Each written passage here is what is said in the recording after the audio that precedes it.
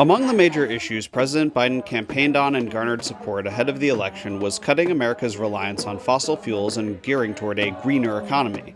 In June, Activism Uncensored visited Minnesota, where environmental activists found themselves in a struggle directly with government forces over the construction of the Line 3 pipeline. While Biden was applauded by activists for canceling the Keystone XL pipeline, his ongoing approval of Line 3 was seen as a major betrayal of the environmental movement. From October 11th to 15th, the activists took the fight right to Biden's doorstep with a week of direct action in Washington, D.C.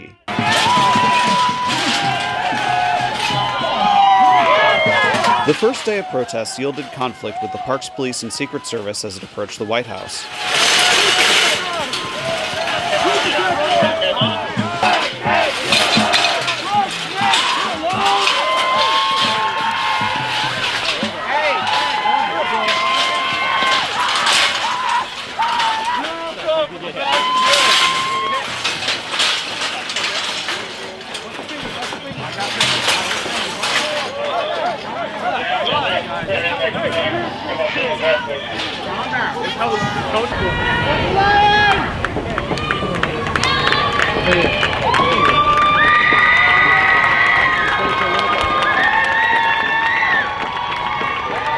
Individuals who refused to leave the White House front sidewalk were arrested.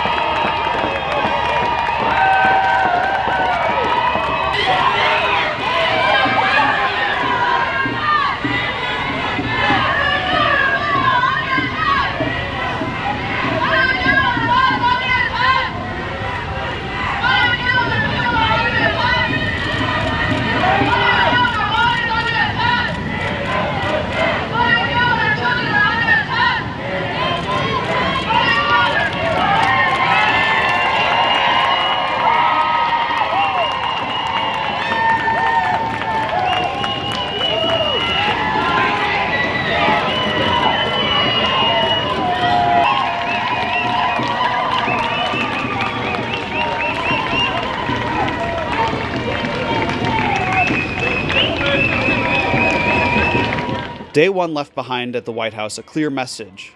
Expect us. We stand to protect the land, one people hand in hand, one struggle till they hear us all we stand.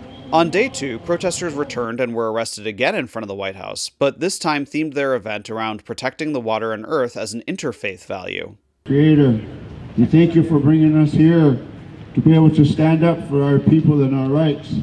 We thank you, Creator, for allowing us this time together and allowing us to be who we want to be, free, and to be able to voice what we have in our hearts and in our minds. We thank you for that. Bringing us here to this capital of the United States to be able to try to bring attention to our cause. There's a Hindu prayer that ends with Padasparsham Kshamastame, which means literally asking Mother Earth's forgiveness for just stepping on her every day.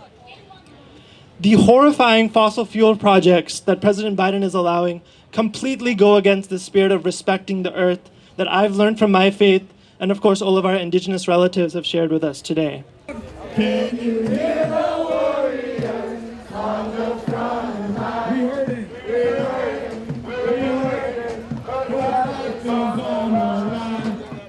On day three, the protests continued in front of the White House, building in frustration at the lack of response from Biden himself. Biden declare a climate emergency. Biden declare a climate emergency. He served as our senator, for 30 years and did nothing.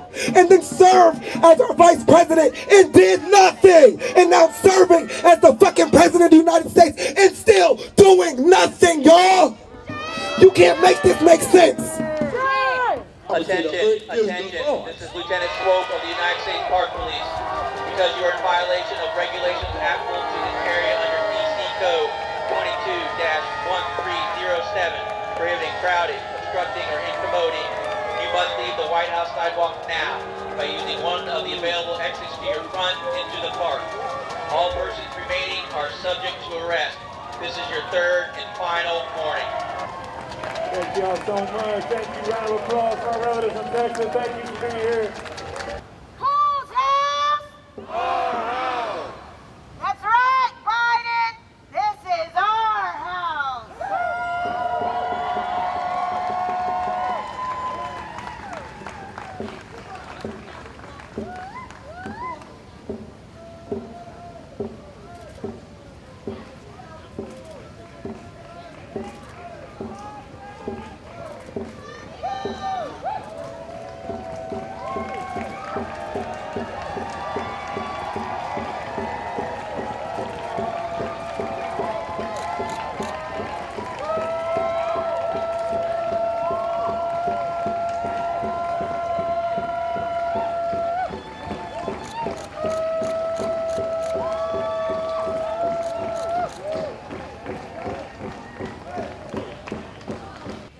On Thursday, the fourth day of action, the protests branched out.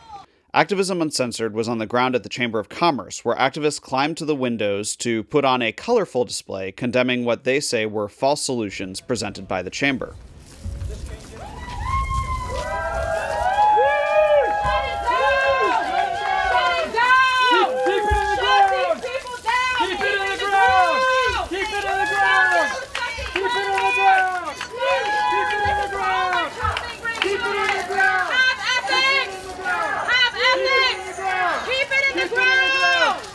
The people inside it claim to represent 3 million businesses across the United States. They say that climate and the environment are policy priorities. They proudly call themselves advocates of small business and average Americans. But while the climate crisis has swept across our nation, they have watched houses flood and businesses burn. They have let people die. Instead of prioritizing the voices of those they claim to care about, the Chamber of Commerce has packed their board with Chevron and ConocoPhillips and the retired president of Shell, all notorious climate deniers. Planet killers. A staffer attempted to get the activists arrested for trespassing. Fuck you, Elbridge, DC. Hate you. Fuck you, Elbridge. Fuck you, Elbridge. The whole world hates you. Fuck you, Elbridge.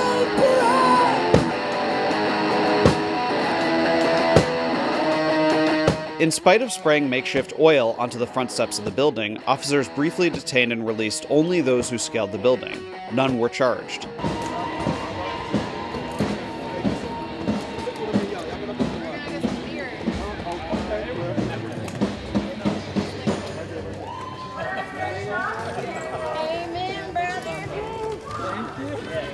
So it looks like no charges, no citation. You guys are... Not that we know of.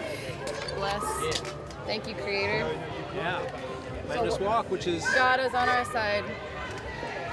awfully diplomatic of them.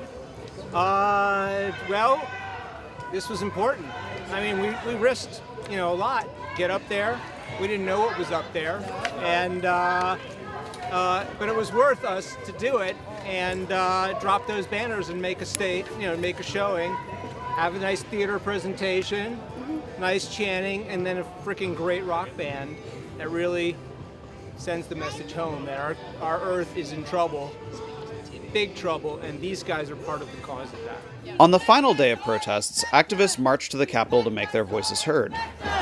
Respect us or expect us. Fuck the corporation. Fuck the process. Fuck the process. Fuck the government. Fuck the government. Protect our people. Protect our people. Protect our land. Protect our land. Protect our people. Protect our people. Honor the treaties. Honor the treaties. The supreme law of the land. The supreme law of the land. We are out of time to address this issue. And in August and November, I campaigned for Biden. I called voters in Philadelphia. Black and brown people voted in droves. Young people voted in record numbers for a president who claims to take action on climate change. And now he has the opportunity to revoke the federal permits for Line 3, and he has not. He has the opportunity to stop DAPL, and he has not. End all pipelines. End fossil fuel leases, and he has not. Ooh, shame! Shame! Yes! Shame! To shut down DAPL, Biden. And a lot of people don't know this, but it was also with Obama. And it was Trump. It was all these politicians that promised something that they never fulfilled. And enough is enough. We're at the breaking point. And fuck the process. Right? Fuck the system. They tell us lies. They deceive us. They come on our lands. Promise this, promise that. Well, I promise you, the system, the processes, you got a new generation coming and we're not stopping.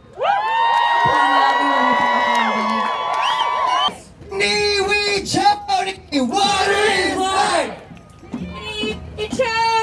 Water is life! Take the intersection! We need everyone to sit down. Yeah, actually, everybody sit down! Sit down! Sit down! Everybody sit down. In one final act of civil disobedience, activists planted themselves at the intersection of 3rd and Constitution. Capitol Police expressed considerably less patience than their colleagues had at the White House. While most were processed and released on site, some were taken away in handcuffs.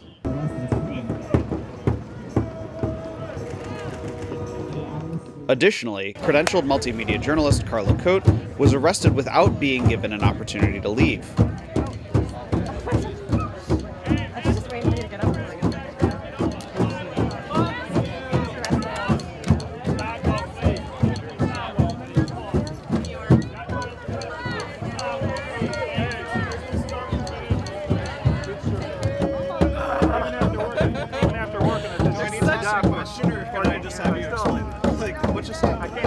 They gave me a ticket.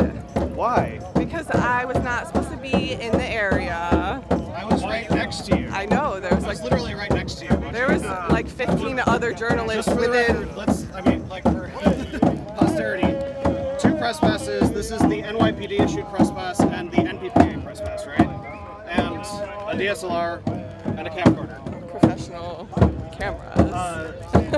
And I was the only one. Did they dispute that you were press? What was the... No, they knew. They were very well aware that I was press.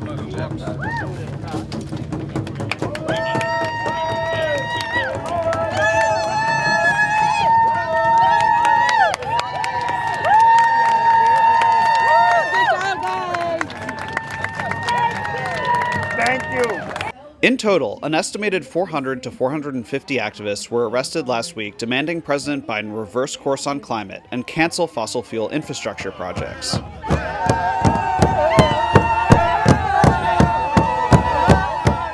While the media flocked to make a show out of the poorly attended Justice for January 6th rally held by Trump supporters at the Capitol only a month ago, most mainstream networks couldn't be bothered to focus on nonviolent mass civil disobedience by the very same movement who put Biden in the White House.